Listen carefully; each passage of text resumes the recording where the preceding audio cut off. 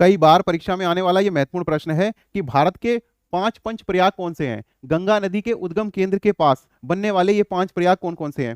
तो दोस्तों देख लीजिए कि गंगोत्री से निकलती है भगीरथी नदी और अलकनंदा से मिलकर बनाती है देवप्रयाग।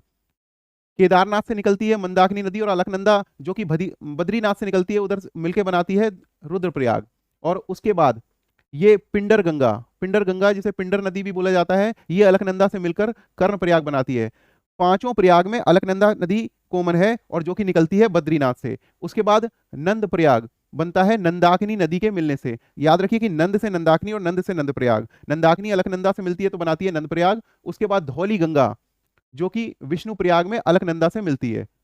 तो इसमें हमें ये कॉमन रखना है कि अलकनंदा नदी सभी पांचों प्रयाग में कॉमन है। और इसको याद करने की एक आसान सी ट्रिक है, या तो आप इस तरह से याद कर लीजिए कि बीए करना है देवप्रयाग से, एमए करना है रुद्रप्रयाग से, और पके हुए नान खाने हैं और पढ़ाई करनी है डीएवी से। देखिए भगीरथी अलकनंदा के साथ मिलकर बनाती है देवप्रयाग, मंदाकिनी अलकनंदा के साथ मिलकर बनाती है रुद्रप्रयाग, और पिंडर नदी अलकनंदा के साथ मिलकर बनाती है कर्णप्रयाग। नंद से नंदाकिनी और नंद से नंदप्रयाग, नंदाकिनी अलकनंदा के साथ मिलकर बनती है नंदप्रयाग। और यहां लास्ट में धौली गंगा जो कि अलकनंदा नदी से मिलकर बनाती है विष्णुप्रयाग।